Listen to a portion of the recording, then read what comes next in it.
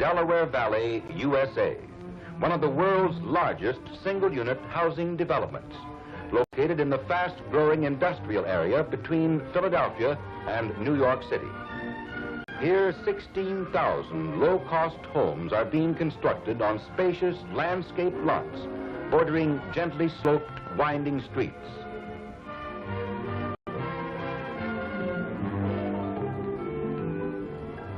Here, nearly 5,000 new homes per year rise out of an area that was only yesterday swamp and meadow and brush.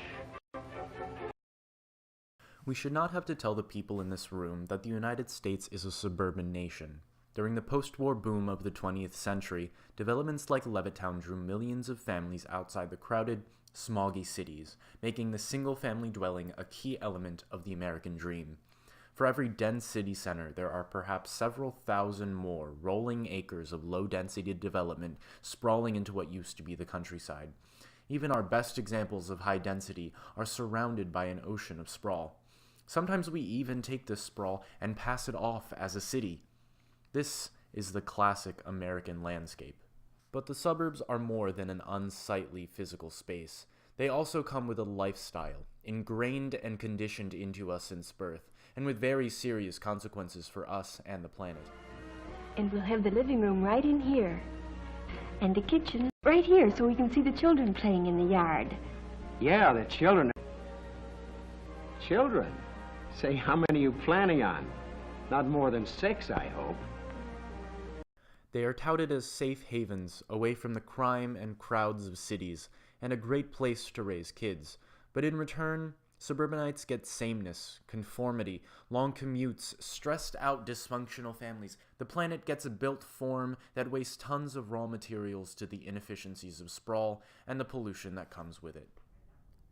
New Jersey, the vast industrial area between Philadelphia and New York, has been flooded by the sprawl radiating outward from these two great cities.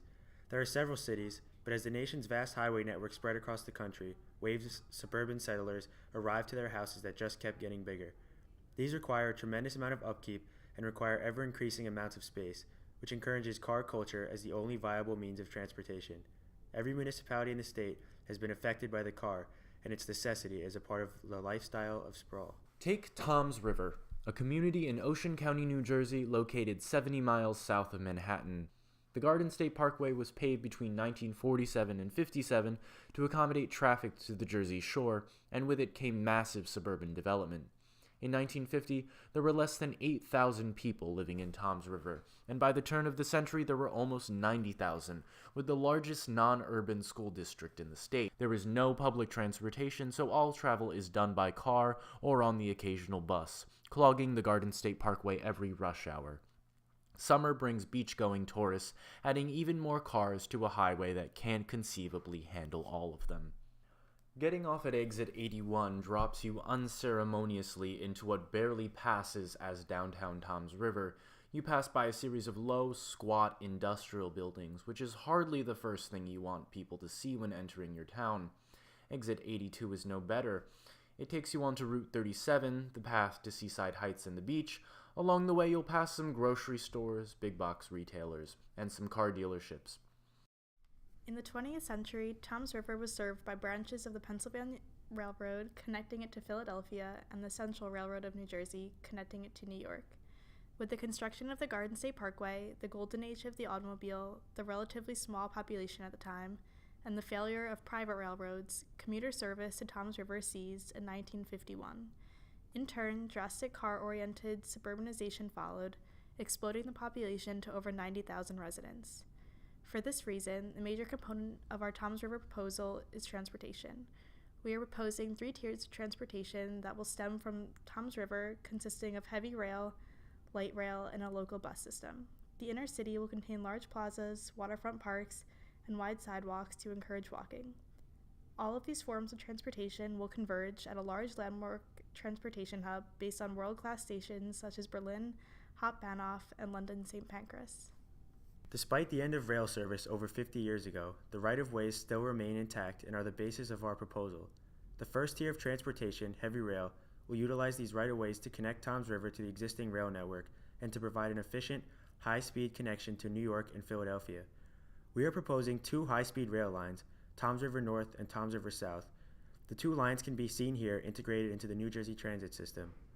Toms River North will make stops at Silver Ridge, Lakehurst, Lakewood, Farmingdale, Freehold, Englishtown, Jamesburg, Spotswood, Old Bridge, and Sayreville before connecting to the North Jersey coastline in South Amboy, providing direct access to North Jersey and Penn Station in anticipation of the construction of the Gateway Tunnel project, which will allow more capacity to New York City. Toms River South will make stops at Whiting, Manchester, Browns Mills, Pemberton, Mount Holly, Hainesport, Hartford, Morristown, Maple Shade, and Cherry Hill North before joining the Atlantic City line for direct access to Philadelphia. The lines will be built to modern high-speed standards, meaning they will be grade separated and will allow for speeds of over 200 miles per hour, attainable due to the large distances between stops and the long straight sections through the Pine Barrens and other underpopulated and underdeveloped areas in New Jersey. This will provide Toms River residents with quick commute times to both Philadelphia and New York, and regional rail connections with the potential to extend beyond the tri-state area, making Toms River an accessible hub destination and creating unthinkable economic possibility. The second tier of the transportation network for our proposal is a light rail system expanding outward from the rail station, providing a clean and efficient transit alternative, connecting the rest of Toms River and the surrounding communities to the downtown and the station. The light rail system will be split into two lines and will follow a model similar to the light rail lines in Los Angeles in regard to distance. The first line will run from Toms River North Station in downtown Lakewood along Cedar Bridge Road to downtown Brick, where it will head south down Hooper Avenue through residential Toms River to the station in downtown. The station will serve as a through station for light rail. From there, the line will continue 22 miles south along the Route 9 corridor to a terminus in Stafford Township, with intermediate stops in Beechwood, Bayville, Berkeley, Forked River, Ocean, and Barnegat. The second line will begin at the Point Pleasant Beach Station and will follow the Route 88 corridor to downtown Brick, where it will join Line 1. At Fisher Boulevard in Toms River, the line will diverge to follow the road, making intermediate stops on the eastern side of Toms River. The line will cross Route 37 and then cross the mouth of the Toms River in Island Heights, crossing into Ocean Gate on a seawall with a floodgate resembling those seen in Holland. The gate will address the problem of sea level rise and will serve as a way to control the water intrusion on our site area over time. The line will then connect with Line 1 in Beechwood and will enter into the station from the south. The lines are meant to serve as connections to the downtown as well as bridge lines. The consistent multi-directional service will allow commuters to reach downtown Toms River as well as existing transportation network in areas that may be more efficient to their commute. The lines will be elevated for a majority of their running, specifically in areas threatened by projected sea level rise. The third tier of the transportation network in our proposal is a local bus network that will service the residential neighborhoods and areas of Toms River that are not directly accessible to the light rail or within a 5-minute walk. The bus service will also serve its way to provide extra connections and efficiency to balance capacity to our overall network, particularly the light rail system. The cornerstone of our proposal is a grand station that will be situated at the center of our downtown. Central Station, as we will call it, will be a multimodal transportation hub situated at the convergence of all tiers of transportation. The station takes cues from stations such as Berlin Hauptbahnhof, London St. Pancras, and Antwerp Central, stations that combine transit and retail on multiple levels under one roof. The highest level, close to 100 feet high, will feature a grand platform area for the regional rail service. A high-class train shed will cover 8 tracks serving 2 regional rail lines. The next level, 40 feet below, will house retail, waiting spaces, ticketing, and the entry for the light rail system. The light rail will enter into a large spacious glass waiting room, seamlessly dropping passengers off at the base of the platforms to regional rail connections located above. The glass design will allow natural light to enter the station, and all 3 tiers of transit will be accessible under one roof. The large open spaces will natural light provide a positive experience for shoppers and travelers and will serve as a grand entrance to the Toms River of tomorrow. For this project, we plan to remove the industrial buildings right off the parkway, as well as the Park and Go and the several surrounding parking lots. In their place, we propose a revolutionary mixed-use development. Due to the potential of flooding in the short and long terms, the first floor will be raised roughly 60 feet off the ground, though all space not taken up by a building will be devoted to parking with a large outdoor gathering space for public events or farmers markets. The first 60 feet of the buildings will be devoted to parking and structural support with green, semi-permeable facades on the outside.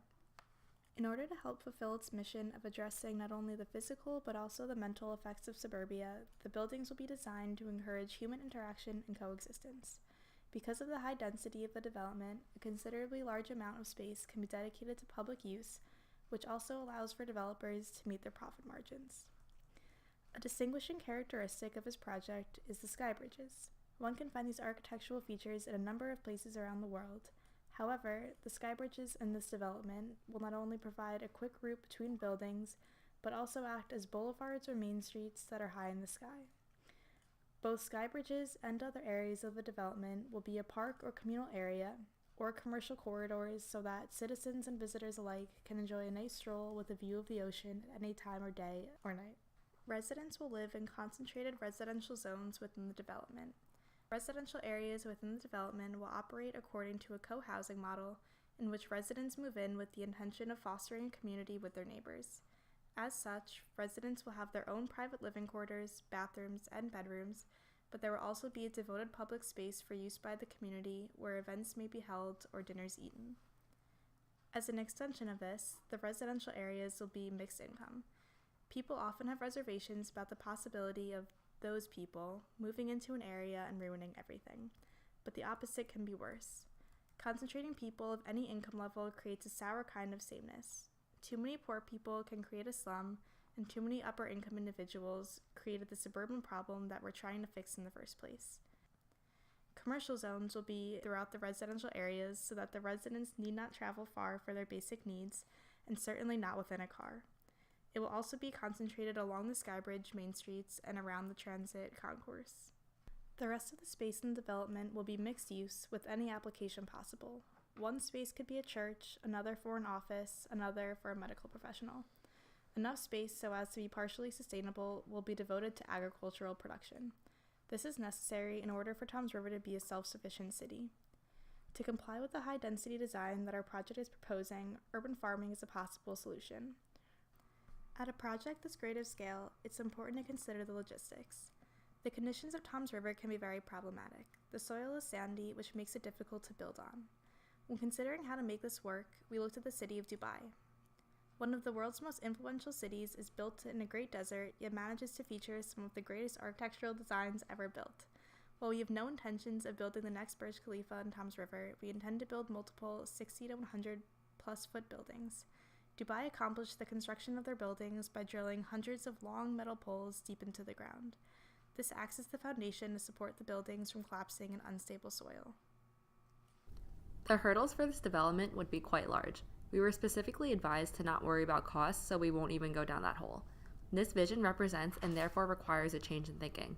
A super tall, dense, vertical community is a stark contrast to the horizontal spread of suburban New Jersey. The citizens of Toms River would have a new intrusion into their field of vision, and NIMBY opposition would be most likely vocal. However, there isn't enough time to be scared of the future. We must face it in order to plan for it.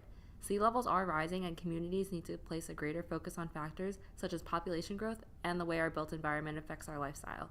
This means getting everyone, from your neighbors to local state governments, on board with denser developments. Height is not necessarily a bad thing.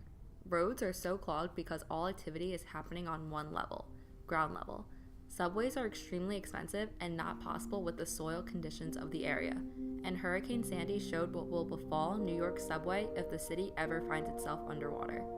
Toms River is under a similar threat from rising sea levels, as well as the already existing negative conditions of the suburbs, and this vision attempts to cure these symptoms. Anyone could argue that this vision seems too futuristic, too costly, or unrealistic, but the future requires ambitious thinking.